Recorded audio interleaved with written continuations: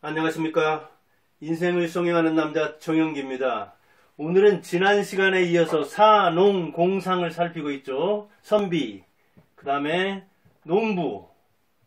네, 오늘의 이야기는 농사의 원리입니다. 저는 농부의 아들입니다. 이른 되면서 돌아가신 아버지는 나락 또는 누에, 고추, 인삼 이런 걸 농사지어서 그 품질을 검사를 받고 이렇게 팔았습니다. 누에는 고치 그러죠. 양잠인데 제가 어릴 때 이제 초등학교를 진안읍에서 다녔기 때문에 진안읍에서 그 고추 감정을 합니다. 감정이라는 것은 이제 그 품질을 매기는 거거든요. 그리고 나락은 공판한다 그러죠. 정부에서 수매할 때 또 역시 등급을 매깁니다. 그 품질 또는 건조 상태 또는 품질이 다른 이제 통일벼도 있었고 그전에는 또 일반벼도 있었고 조생종, 중생종, 만생종 이렇게 나락에도 여러 품종이 있는데 그런 걸 따져서 등수를 매깁니다. 이건 특급이다, 1급이다, 2급이다 또는 등수 외다 해가지고 등외다. 근데 그 나라 공판할 때든 또는 저는 그 누에 고치 감정할 때든 그 감정하는 사람이 그렇게 높아 보일 수가 없습니다. 왜냐면 그 사람이 등수를 매기는 거에 따라서 가격 차이가 나고 1등 맞는 것과 3등 맞는 것은 그 양이 이제 꽤 되니까 돈 차이도 꽤 나거든요. 그래서 아버지는 연줄이라고는 핏줄이든 땅줄이든 거의 없다시피 하니까 다른 사람들 이렇게 줄도 연결해가지고 또는 그 읍이라는 곳이 지금 생각하면 참 좁은 곳이잖아요. 그러나 그때 당시는 큰 곳이어서 그 읍 내에서 등급을 제대로 못 맞고 또 이제 제가 사는 고향은 시골 마을이니까 시골까지 오면은 이 육남매 자식들 키우는 거 자기가 볼 때는 참 좋은 상품인데 그러나 거기서 먹이는 사람은 또 다르잖아요. 또 다른 사람들도 그렇게 보지는 않고요. 자기 자식 얼마나 좋아 보여요. 자기 그 농사도 얼마나 좋아 보여요. 물론 이제 자식은 자기 자식이 제일 잘나 보이고 농작물은 남의 것이 좋아 보인다고 하는데 그 비교에 의해서 우열 갈리는 거죠. 그 품질을 이렇게 먹이는데 제가 지난주 토요일에 그렇지 않아도 할아버지, 할머니, 아버지 산소 벌초를 하고 왔습니다. 벌초하면서 이제 제 그 고향 마을에 한 100주 안팎의 사과나무를 심어서 동생이 이렇게 농사를 짓고 그러는데 거기서 올사과, 홍로라고 하는 올사과 있거든요. 그걸 따와 봤습니다. 이게 따왔는데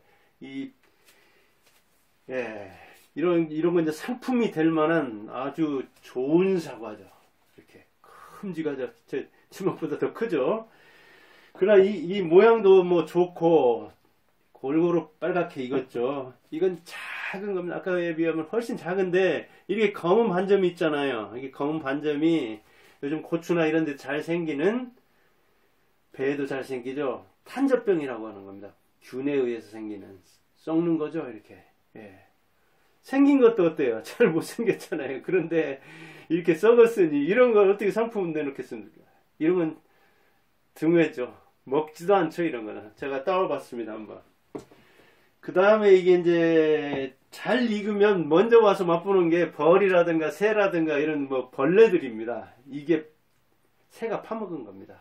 새도 이 껍질을 파먹으려면은 제일 처음에 힘드니까 파먹던 곳을 계속 파먹습니다. 그럼 이제 그 다음에 또 벌이 날아오고 또 나비도 날아와서 벌레들이 또 파먹은 곳에 이렇게 또 파먹습니다. 그러니까 이렇게 썩고 금방 상하죠.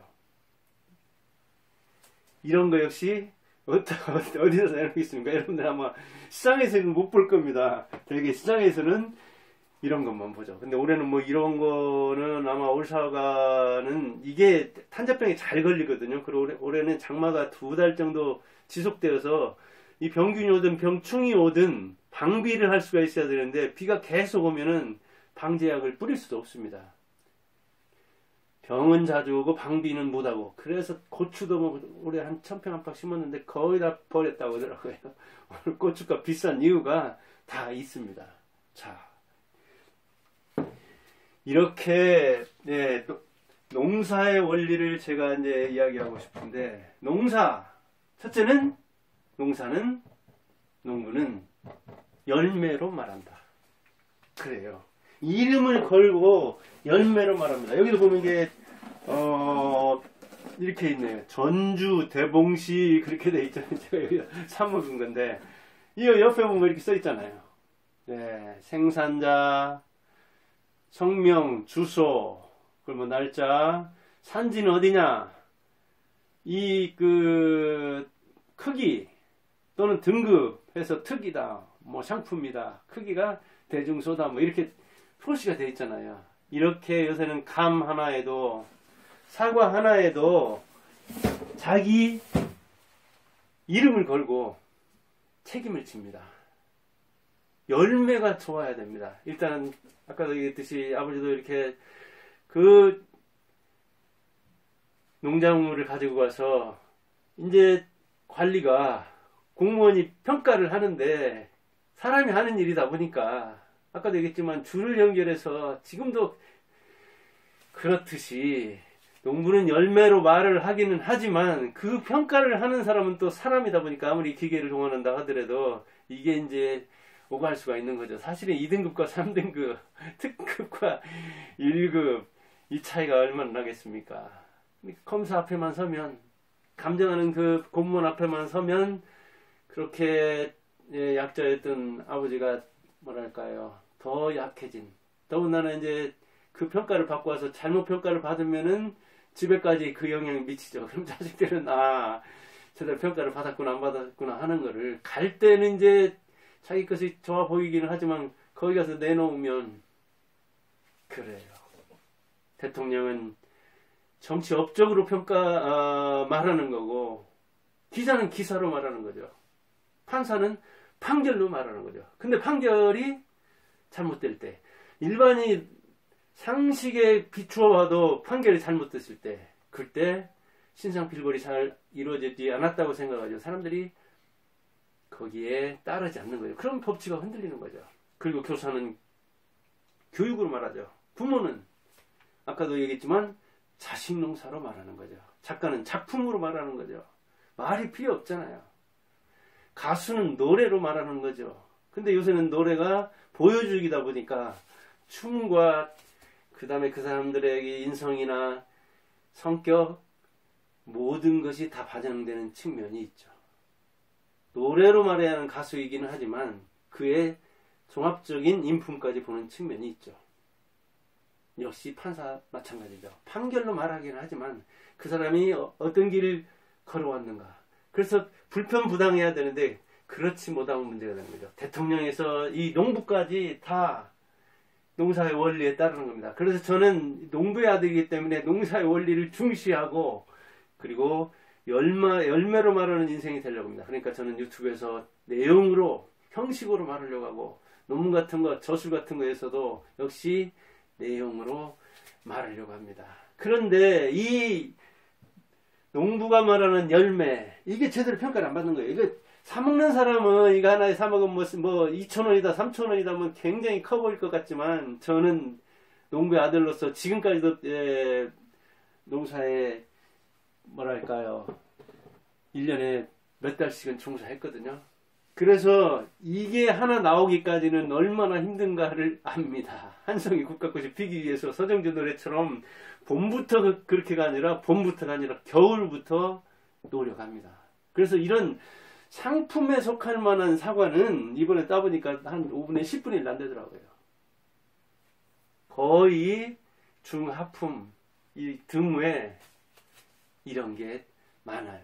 올해 같은 이 재해에서는 특히 그렇습니다. 그러다 보니까 60년대부터 시작해서 지금까지 계속해서 농촌을 떠났잖아요. 그래서 농부의 그 감소는 뭐 제가 58년생인데 60년에는 약 농촌 인구가 58%였다고 합니다.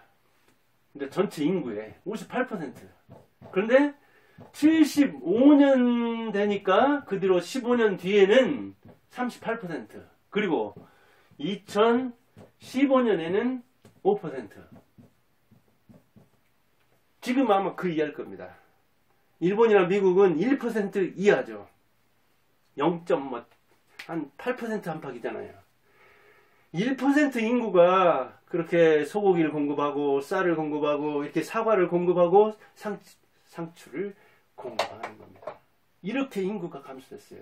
그러니까 제가 60년 안팎에 태어났으니까 학교 이때 다녔으니까 그때는 태반이 어찌 보면 지방에 살았고 그리고 절반도 훌쩍 넘는 사람들이 농부의 자식들이었습니다. 그런데 열매로 말하는데 농사를 짓는 농부의 열매로 말하는 게 이게 부가가치가 떨어지는 거예요. 가격이 떨어지는 거예요. 그러니까 도시로 나갔던 거죠. 차라리 이렇게 내 논에서 내가 농사를 짓는데도 이렇게 밥벌이도 못할 바에야 나가겠다 해서 지금은 5%도 안 된다니까요. 농민이 이를테면 1,000만 원 버는 것과 그 다음에 공인중개사가 1,000만 원 버는 것과 농부 1,000만 원. 서울 같은 데서, 강남 같은 데서는 아마 뭐 중개 두어 개만 하면 1년에, 그것도 이제 물론 자기가 하는 일이 가장 어렵다고는 하지만, 이를테면, 농부는 그 1,000만 원을 벌려면은 아마 서너 달은, 이제 수박 같은 것도 젊은 사람들이 한 넉 달 안팎 일하니까 그런 걸 하는데, 그거 한 500평 이상? 거의 인건비랑 이런 것 저런 거 다 따지면 인건비도 굉장히 올랐습니다. 이제 시골도 최저임금 해가지고 도시만이 아니라 요즘에는 외국인들까지도 또 농사일이라는 것은 때가 있는 거잖아요. 그때 필요한데 다른 사람도 그때 바쁘잖아요. 똑같이. 그래서 경쟁이 되니까 이렇게 1, 2만 원 더 주기도 하고 밥값 대신 그 사람들은 이제 우리나라 음식을 잘 못 먹으니까 외국인들은 그 사람들이 싸우는 밥으로 해결하고 그게 한 3,000원, 5,000원이면 해결된다면은 그렇다고 5,000원 주겠어요. 이거 10,000원이나 더 보태주고 이러다 보면은 그 인건비가 굉장히 상승합니다. 그러다 보니까 농부들을 이를테면 한 3,000만 원 벌어야 이것저것 제하고 나면은 1,000만 원 안팎 남을까요? 그러나 중개사는 그렇게 사무실에 몇 명 있다 하더라도 그게 다르잖아요. 그러니까 공인중개사는 그렇게 질비하다는 대도시 같은 데 가보면 1층에 질비하지 않습니까? 그러나 농부들은 이게 다 떠나고 시골에 제가 이렇게 60년대 살 때는 그 한 60호대는 조그마한 마을에도 몇백 명이 우르고 그랬는데 지금은 한 20%로 줄어들어가지고 노인들만 한 30명 안팎? 최하가 50대고 대부분 70 넘어섭니다. 이렇게 열매로 말하는데 그 열매가 제 이를테면 평가를 못 받고 그것으로서는 밥벌이가 안 되니까 많이 나가는 거죠. 그래도 농부는 역시 열매로 말하는 거죠. 그리고 흔히 또 그런 이야기를 하죠. 속담에서도 심는 대로 거둔다 그러는데 저는 가꾼 대로 거둔다 그렇게 이야기하고 싶습니다. 심는 것도 중요하죠. 그런데 우리가 이제 진입주의 사회다 보니까 서울대 들어가면 서울대 나온 사람으로 평가받고 국회의원만 되면 그냥 어찌 보면 거기서 큰 개판 안 치면은 그런 데로 유지가 되니까 대통령도 그냥 되기만 하면 그러잖아요. 그러니까 진입 의사 되면 먹고 살고 교사 되면 해고되는 일이 거의 없잖아요. 그러다 보니까 우리가 진입을 중시하죠. 시작하는 거. 그래서 심은 대로 거둔다 그러는데 아마 양반들이 보니까 그랬을 거예요. 양반들이 볼 때는 그냥 심으면 그냥 거두는 줄 알고 또는 물론 이제 시종을 중시하니까 심는 것, 거두는 것 그렇게 말할 수도 있지만 사실은 과정, 이거는 이제 결과고 과정이 더 중요합니다. 가꾸는데 애로가 다 있습니다. 그때 천재지변도 있는 것이고 이를테면 사과를 묘목을 사다 심어야 되잖아요. 그러면 또 거름도 줘야 되고 요즘은 어릴 때 멧돼지가 와가지고 아예 사과 나무 자체를 그냥 거기서 나온 즙 때문에 씹어 먹어버리는 수가 있습니다. 어릴 때. 그리고 어릴 때도 이제 이게 접붙여서 몇 년 된 것이기 때문에 사과 한두 개 달리면 이렇게 확 휘어지거든요. 그럼 이제 그거 따먹으려고 또 나무 자체를 먹어버릴 수 있고, 고라니가 또 와서 먹는 수도 있고, 심어서 열매 맺어가지고 어느 정도 굵기가 될 때까지 멧돼지가 와서 금방 이렇게 그냥 주둥이로 넘기지 못할 만큼 키우는 것 그 자체도 매우 힘듭니다. 그 다음에는 가지 쳐야 됩니다. 가지는 대개 설 세고 나면 올해 같으면은 한 2월 초 추울 때부터 바로 농사 시작하는 겁니다. 그 다음에 꽃 핀 다음에는 또 열매도 솎아야 됩니다. 열매도 한 2벌, 3벌. 그 다음에 또 병충해도 방지해야 되죠. 아까 그 탄저병 같은 거 병균도 방지를 해야 되죠. 짐승 따먹는 것만 해도 이거 얼마나 많습니까? 새, 벌레 그러잖아요. 새도 또 여러 종류입니다. 까치부터 시작해가지고 뭐. 그 다음에는 자연재해. 바람 불어서 넘어지지 않도록 해야 되지. 비가 너무나 많이 오면 수로쳐서 물도 빠지도록 해야 되지. 또 비 온 다음에는 병충해가 성행하기 때문에 농약도 제때 해야 되지. 또 가지, 쓸데없는 가지는 또 쳐줘야 되고. 이렇게 1년 내에서 지금 따는 겁니다. 아직 이제 그 늦사과는 만생종은 아직도 한두 달 더 있어야 됩니다. 이렇게 가꾸는 게 전부입니다. 사실은. 사과 심는 것이야. 묘목 심는 거야. 그냥 구덩이 파고 심으면 며칠이면 심는데, 가꾸는 것은 사과 제대로 되려면은 이 청년나무가 돼가지고 좋은 열매를 맺도록 하려면은 한 5년 이상 이렇게 가꿔야 되는데, 그 사이에 짐승이다 뭐다 해가지고 또 말라 죽는 수도 있고, 거름도 적절하게, 이런 그 사과 하나를 따기 위해서는, 좋은 사과 하나를 따기 위해서는 5년, 10년 걸립니다. 가꾸는 게 전부입니다. 그런데 농산물 물가는 어찌 보면 별로 오르지도 않고, 그래서 제가 이제 진안 사는데, 진안 옆에가 그 유명한 장수가 있습니다. 사과하면 장수 사과가 유명하더라고요. 근데 무진장 하면은 전라북도 이 동북부인가요? 거기에 붙어 있는 곳이거든요. 장수하고 진안도 바로 붙어 있는데, 기후 여건도 역시 비슷한데, 그런 동일한 내지 유사한 배경에서 나오는 진안 사과가 맥을 못 추더라고요. 또 인삼도 진안에서 굉장히 많이 나오는데 금산한테 그렇고요. 금산은 아마 이제 입지 조건이 좋다 보니까 대전 가깝고, 경기 서울에서 오기 가까워서 그런 측면도 있고, 또 진안보다도 이제 훨씬 크고 일찍부터 인삼 시장이 형성돼서 그런 측면도 있지만, 아무튼 진안은 사과도 굉장히 많이 산출하고 인삼도 굉장히 많이 심어서 산출량으로 많이 나온다고 하는데도 브랜드, 상표값은 못 봤습니다. 그래서 사과도 그런데, 요즘에는 그래서 장수 같은 데서도 아마 이것저것 따지면 별 소득이 안 되니까 뭐 사과도 인기가 없다는 것 같더라고요. 그래요. 가꿔야 하는데 너무 비용이 많이 들고, 그리고 소득은 별로 없으니까 그렇게 인기가 있지 않습니다. 그러니까 사먹는 사람 입장에서는 그게 하나하나 하면 굉장히 비싸 보이지만, 저는 농사를 직접 계속 짓고, 지금도 이렇게 올해도 가서 사과 섭고, 뭐 지도 세우고, 그 새 방비하는 것만 해도 얼마나 어렵습니까? 허수아비를 세워놓기도 하고, 또 매 모양으로 해가지고 이렇게 연처럼 날아가게 하기도 하고, 혐오하는 냄새를 풍기기도 하고, 또 전기 이렇게 해가지고 멧돼지와 새 같은 거에 못 덤비게 해야 되고, 그물을 치기도 하고, 그리고 총소리를 내기도 하고, 또는 라디오 소리라든가 이게 시끄러운 소리를 내가지고 못 오게 한다든가, 이런 측면도 있고. 그래도 익숙해지면 금방 옵니다. 며칠입니다. 며칠. 이를테면 뭐 마이크에다 해가지고 소리 듣는다든가 총소리를 낸다든가 하는 것도 금방 적응합니다. 이 동물들의 적응력 대단하거든요.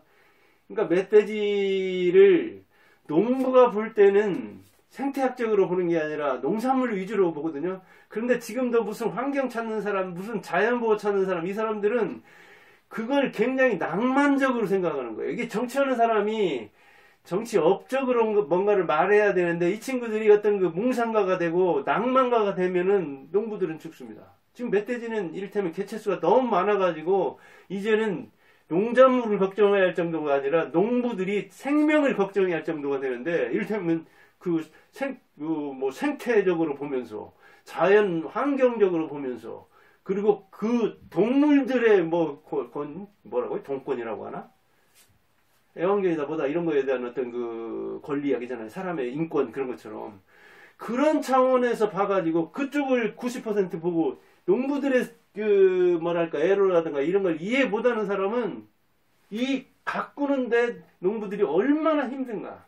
이 짐승들 때문에 농작물을 지키기 위해서 목숨 걸고 때로는 등산객들도 그렇지만 농부들도 이 멧돼지 습격 받아가지고 죽기도 하고 뭐 그러잖아요.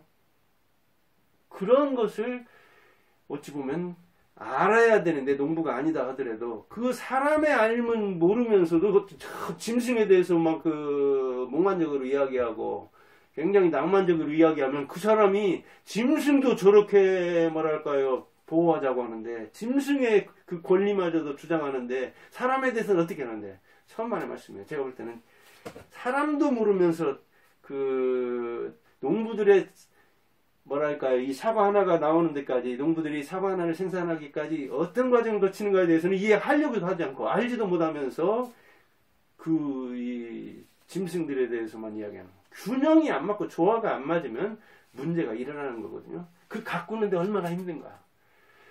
이를테면 씨 뿌리는 걸로 말하자면 사람에 대해서도 말해보세요. 한번. 낳는 대로 됩니까? 뭐 지불생 문명지초, 천불생 문명지인, 하늘은 다 녹이 있는 사람을 내고 그 다음에 땅은 전부 다 이름을 붙여서 풀을 낸다. 그러니 하늘에 녹을 타고 나니까 사람은 나면 그냥 먹고 사는 거고 풀은 나서 그냥 자라는 거 아니냐. 그런 생각으로 납니까? 즉 뿌린 대로 거둡니까? 사람을? 뿌리는 거야 막말로 이야기해서 10명, 20명 낳을 수도 있죠. 근데 왜 한 명도 못 낳고 안 낳으려고 합니까? 가꾸는 게 힘들어서 그런 거잖아요. 그러니까 속담 고치한다니까요. 심은 대로 거두는 게 아니에요. 씨 뿌리는 거야 하룻밤이면 되지만은 가꾸는 데는 20년, 30년 가꿔도 그게 밥벌이는 할지 어쩔지 모르는 거잖아요. 농작물 역시 마찬가지입니다. 한 해 동안. 그래서 농경이 산업화되면서 이 농경에서 그 다음에 산업사회로 되면서 지금 정보화 시대로 됐다고 저는 이게 근력이 필요하고 이때도 지력이 필요하고 그럽니다. 농부도. 산업화 시대 그 다음 정보화 시대만 뇌력이 필요한 게 아니라 이 머리의 힘, 지력, 정보력, 인화력 거기에 근력도 필요한 거라고요. 그래서 농부도 다 머리를 써야 됩니다. 그래서는 기계를 써야 되고 그러니까요. 그런데 이 가꿔서 제대로 내놓기도 힘들지만 그게 평가를 제대로 못 받으니까 농사를 안 지으려고 하는 거죠. 요즘 무슨 뭐 귀농이네 뭐네 이 친구들도 이 낭만적으로 생각해가지고 와서 제대로 이 화합도 못하고 농사 1년도 못 짓고 그게 유기농이다 자연 친화적 영농이다 말이 좋죠. 쉽지 않죠. 그리고 농사는 종합 예술이다 이렇게 되는 거예요. 그래요.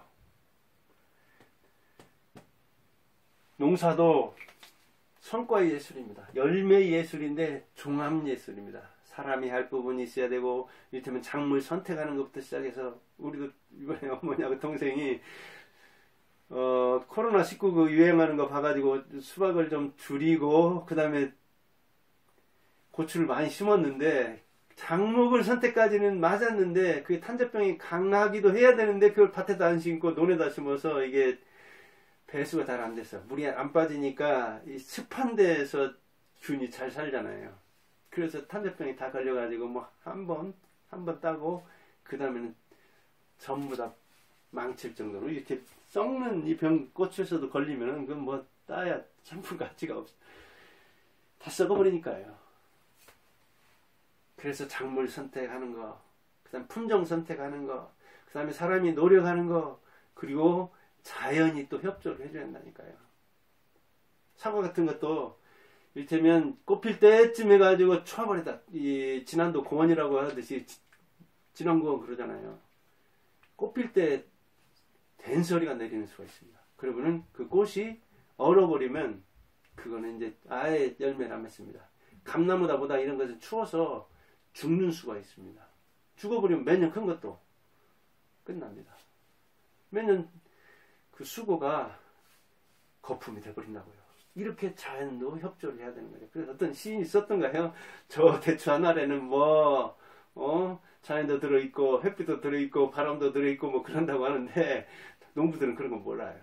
모르지만 이 사과 하나에는 농부의 인생이 들어있다는 거, 희망이 들어있다는 거, 자식들에 대한 애정이 들어있다는 거, 자식 농사에 그 풍흉이 들어있다는 걸 압니다. 그래서 자기 이름을 걸고 자기의 그 인생을 걸고 농사를 짓습니다. 우리 이 인생도 사실은 성과의 예술입니다. 아까도 얘기했지만 대통령에서 농부까지 무슨 상하 개념이 있습니까? 농부들 어찌 보면 그 일하는 것 그 자체가 자기가 영농 대통령입니다. 한 집안에. 그런데 자기가 다스리는 이 농사 그게 시원찮은 열매를 내가지고 잘 가꾼다고는 했지만은 다른 조건이 안 맞아서 상품이 나쁘면 그 종합예술 1년의 종합예술을 망치는 겁니다.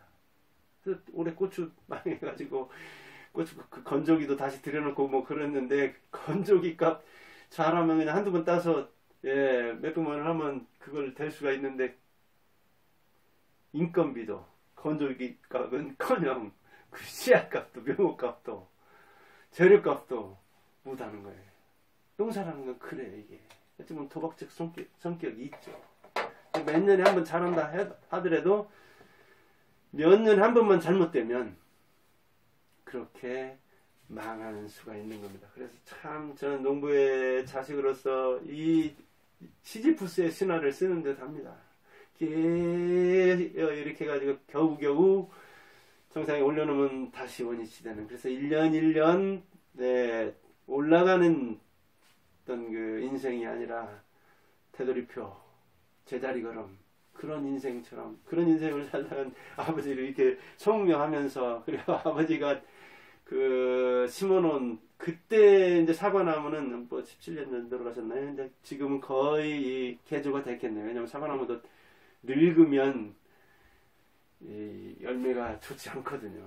사람이든 나무든 이 팔팔해야 역시 그 결과가 좋습니다. 오늘의 필통은 이런 겁니다. 기념품으로 이렇게 난초 무늬를 한 이런 필통입니다. 나무. 추석이 다가오고 있습니다. 아마 추석이 다가오니까 이 사과다보다 과일 같은 것도 특히 비싸다고 할 거예요. 뭐 고추도 그렇고요. 그러나 그게 이제 비싸다는 것은 그만큼 농사가 안 돼서 그런 거예요. 한 10% 몇 %만 그래도 되는데 고추는 이번에는 뭐 아마 그 안 걸린 사람이 거의 없다는 것 같더라고요. 기후 때문에. 그래요. 여러분 인생도 멋지게 가꾸시길 바라고. 이 농사의 원리라는 것은 인생에도 저는 중요하다고 생각합니다. 학문에도 그 다음에 산업공상인데 그 뒤에 나오는 뭐 공장을 하는 것이든 장사를 하는 것이든 전부 다 이 농사의 원리는 적용할 수 있다고 봅니다. 그래서 저도 농부의 아들답게 농사의 원리를 적용해서 이야기합니다. 그리고 이 농사에서는 근면성실이 매우 중요한데 근면성실이 부지런하고 또 성실하다고 해서 다 되느냐. 요즘은 이 농부의 원리를 적용할 게 없다고 하는 사람이 있을 수가 있어요. 그래서 한탕주의가 뭐 기승을 부리고 이 부동산 재벌이니 부동산 약탈이니 이런저런 이야기가 많이 나와서 농사의 원리에 입각해서 부자 될 수는 없다고 하지만 사실은 그렇지 않습니다. 바로 옆에 그 장수에서 태어나서 농사의 원리를 적용해서 이 주식 투자 얘기, 저는 주식 한 주도 없기 때문에 주식에 대해서는 잘 모르지만 그 박영옥이라는 사람이 나는 주식 농부다. 나는 농부 주식이다.